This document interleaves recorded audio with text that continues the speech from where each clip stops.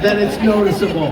The real hell where you like get knocked out or you get your bloody foot or that's you're like, now you're a warrior and that's part of the game. And but the other one, you know, and once I got super fat, you know, because I was skinny, I ran the LA Marathon right before getting the part, and I was like 165 pounds, and they're saying, 195, 200 if you want, you know, stupid fat hobbit. It's very clear. Very clear what they were expecting of this character. So, and then at a certain point, Fran looked at me and she's like, it's enough now. So, there's appealing fat and then there's a medical condition. So, there was a scene where Frodo and Sam are looking at the Oliphants. Oh yeah. And we had done the scene in the woods where we saw the elves going away. Look, Mr. Frodo, it's the elves. They're going away, you know, and it was like the prettiest pictures of us that Pierre, the stills photographer, got. I think on my table is probably there's a picture of the two of us from that scene, and that was like so. I felt like we were really acting. It wasn't just like walking across the Shire or walking across Doom. We were like actually in awe and wonderment, and we were in the mythology of it. And so when we do the one for the Oliphants, I have the expectation that we are now seeing these fantastical creatures from another species, another land that we have never been to. But because I'm so fat and my backpack was like so heavy, and the way they had us on the hill, I couldn't look up. Aww. So the camera's like here, and I'm like trying to look up, and I'm like, Mr. Frodo, look, it's the Peter, I can't do, I can't, is there some way I can pull the backpack down so I can like stretch my neck out so I can see the Oliphants? And Oliphants? Goddamn Oliphants! I didn't get to enjoy them until we watched the movie and Legolas is sliding down, and you're like, that's not what I would have seen if I was in there. I would have seen, no, I'm kidding. So, yeah, that's 2 for me. I mean, fuck, how do you follow that? Jesus. Elijah, I have an idea. Yeah. I hate to pull it away, but Sean, I think you guys told this story in Portland. If some of you've heard it, I'm sorry, but maybe Sean, you might want to tell it again. It was another hilarious story between you and Elijah. I think he had the sword on you. Do you remember this moment? Do you know what I'm talking about? And he got you got a piece of direction from Peter. Yeah, I thought that was. Well, I mean, I'm talking too much, but the Elijah, a hard moment for Elijah filming, just as your colleague, as your co-star, he could fall asleep anywhere, at any time. If things got hard, Elijah was nodding, you know, and you say, Elijah, it's time to shoot, book, wide awake, 100%, 1000% ready to go.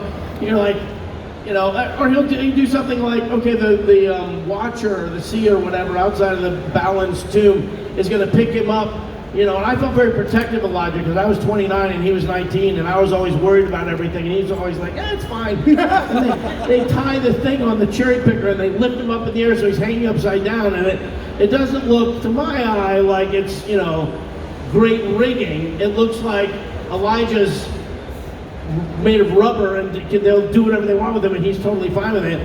But the one he's talking about was in Osgiliath ruins. I don't know if all this sounds like foreign language to people. No.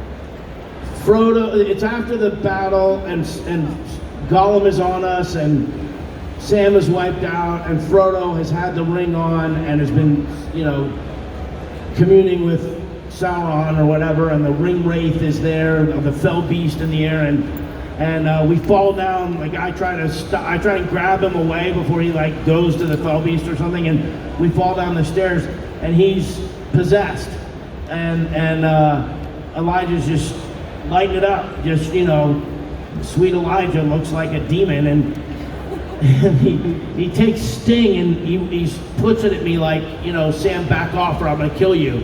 Nobody gets gonna come between me and the ring. And so we're setting the shot and he's holding Sting. And Peter Jackson says, put it under his chin. And Elijah, the gentleman and the professional, comes back with an earnest and reluctant, which one? Which was the greatest? That's me. I don't think we got an answer. He just sort of intuited where to go with that. Oh, that was great. I think I wanted to ask the young fan up here on the shoulders Aw, if yay! they've got a question. She took the mic. First of all, I would like to say I love Stranger Things and Goonies. Aw, yay! And also, what was it like what did you like feel like when they told you you could be on Stranger Things? What's your name? Samantha, Samantha, how old are you? 7. 7-year-old Samantha has mastered the audience microphone. And I just want all the grown-ups out there to take note that she put her mouth right on the microphone and made it very clear so we could hear. Samantha, thank you for the compliment about Stranger Things and the Goonies. That makes me very happy that you like them, and so I appreciate when you and any of the fans that we meet at these shows compliment us on our movies. What did it feel like when I got the cast in Stranger Things? I was so happy I was going to get to work with, I'll tell you what, I didn't know anything about Stranger Things until I would do conventions. And people would come up to conventions before it had kind of gotten so popular and say, have you heard of this new show, Stranger Things? It's Goonies. It's Goonies. Have you seen Stranger Things? And I'm like, oh no, I'll have to check it out. I'll have to check it out. And then my agent sends me a thing that says, you know, if you want to audition for Stranger Things, there's an appointment for you Tuesday morning at 11. And I went upstairs and I turned out all the lights and I got under my covers with the laptop and I binged the whole first season. And then I just knew that it was a gift to be invited to be a part of something that was so special and meaningful to so many people, and to be invited into another franchise. And I was very, very excited, and my daughters were excited about it. My oldest daughter helped me audition for the first part I tried out for, which was the reporter. And they said, oh, that's good, but come in for this guy Bob. And then my younger daughter helped me with that audition. So when I got cast as Bob, she looked at her big sister and was like, I helped her with that audition. Aww. That's awesome. Great question, great question. Thank you so much, Samantha. We'd like to come back over here towards the middle somewhere for anybody who's got a question. You've got a question. We're going to come right to you. All right. Hey guys, huge fan. Just wondering what your favorite internet meme to come out of the Lord of the Rings series is. Your favorite internet meme to come out of the Lord of the Rings series is. Do you have a favorite internet meme? There's one that I've seen recently. I mean, I think there's been many that have been made of the reunion of when Frodo's in bed and all of the members of the Fellowship come in the room. There's a lot of versions of that. There's one in particular that conflates each member of the Fellowship with like anxiety and depression and full-blown panic attack. It's hard to describe. It just works. I recommend that. It's really funny. I think I sent that to the Hobbit thread. I think you've covered the, one is not simply walking away. I mean, I think, potato, boy, Yes. imagine thinking those two. All right, then keep your secrets. Yeah. So but when you said meme, I just pictured Sir Ian McKellen, legendary Shakespearean and beloved thespian, telling us during one of the pickups that we had to come to the computer because he had something to show us. And it was fan fiction of the decidedly explicit type. I don't know if you were there. Ian is a very proud gay rights activist and gay activist, and I don't know that so I was there for that we've enjoyed any number of questions over the last 20 years about the true nature of the relationship between Frodo and Sam. And I tell people it's exactly what they think it is. Sure. Woo! Yeah. I could get more academic about it, but you get where I'm going. I want to get another question from the audience. Let's go to you right here. Your hand shot straight up. Yeah. If you can come forward here. Here we go. Right here in this. There we go. Okay, I wrote mine down. Okay, a huge fan, but I just wanted to say how meaningful the movie was to me. So my mom always says to me at my sad moments, let me be your Sam, but you gotta be Frodo and not give up. So, Oh my God, that's beautiful. yeah, That's sweet. we bring up Lord of the Rings a lot. Oh, I love that. But anyways, do you ever think this movie was going to blow up as much as it did? I just don't think there's any. Thank you for your questions, and that's such a lovely story about you and your mom. That's gorgeous. I think that's one of the things that I love most about having been a part of something like this, and Lord of the Rings specifically, is that it really is like this sort of it's this piece of connective tissue for people. It's shared amongst families, and it's shared amongst friends. We hear countless stories from people who derive real meaning in their lives from the books and also the films for a variety of reasons, and I really love that. What was the other part of your question? Did you think it was going to blow up No, with it? I don't think there was any way to know. Look, I think we had a sense, it was early days with the internet, there was some spies, people trying to get photos. That was new for us culturally. Early days of the internet, it was fax paper and Napster and AOL, like the first AOL iteration. And the One Ring was a burgeoning thing. Like there were sort of internet rumors. Ain't it cool news? He was Peter's connection to the fans that kind of gave him a equal footing with the studios, because they're like, we want to do this, and he's like, well, this is what the fans like. That's right. And he would release pages for them to read and stuff. But I mean, when we went to the Cannes Film Festival in 2001, in like March, April, May, something like that in the spring, and we saw the world's media, literally the world's media, hundreds of photographers, and we were being invited to be on every show and every magazine and everything, and you at that point you're like, oh man. And then when 9/11 happened and the whole world kind of had this modern era loss of innocence, Western world modern era, since the Second World War, maybe loss of innocence, and you get to October and you get to November, and it's just kind of a grim time. It was a grim time politically, culturally. You didn't know militarily what was going to happen.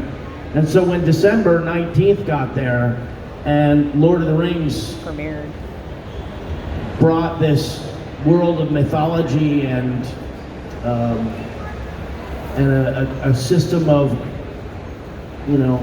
honor and values and all the things that kind of orient you to the nature of right and wrong in the world, because it was kind of a simplistic reaction that the world had at that moment, but this trilogy came along at the perfect moment.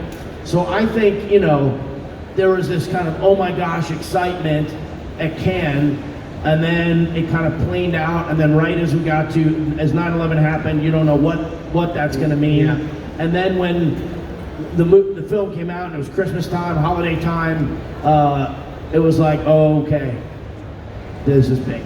Wow. Yeah, and the thing is too, is it was being poised, certainly from a studio perspective, it was being poised to be a big thing, and they were putting a lot of energy behind it, but it's abstract until it is released into the world, and then it took on a life of its own. There's no way to know in advance that it would be embraced by pop culture in the way that it has. It's so far beyond any of our expectations, I mean, I don't know how granular it is standing up in an open hall to hear some of the details of this stuff, but you knew when you saw Nyla Dixon's costumes that they were the greatest costumes ever made.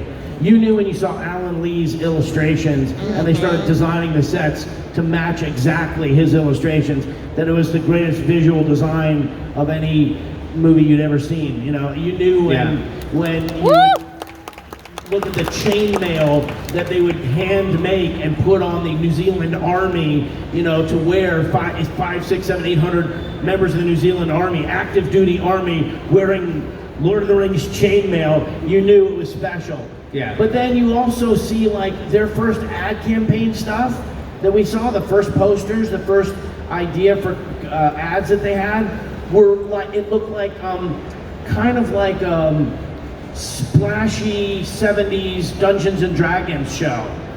And like they, for my taste, and I think for a lot of our taste, looking at it, it was like, wait a minute, does the studio not understand that we're making Lawrence of Arabia? You know, Right. we're making an important, you know, piece of literature that, you know, in film history, Yes. it will stand the test of time. And like we didn't know, and then they got worried and they started selling off territories. So you're watching the studio who have the balls to say, do 3 movies instead of 2. Peter, you basically have a blank check to like do whatever you want. They're making moves. Yeah. And you're like, so, you know, and then if you're one actor in it, you're like, I don't know.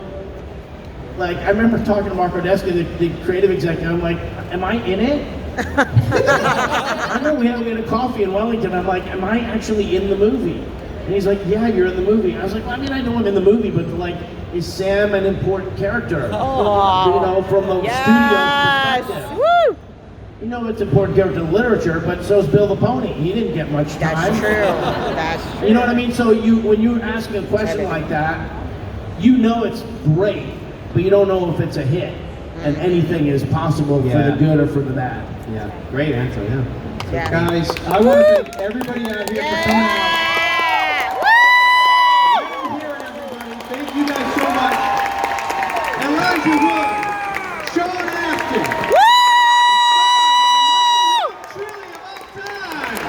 Woo! Thank you, the City of Angels. We love you. It's good to be home, and I hope to see you in the hall later. Much love. Also,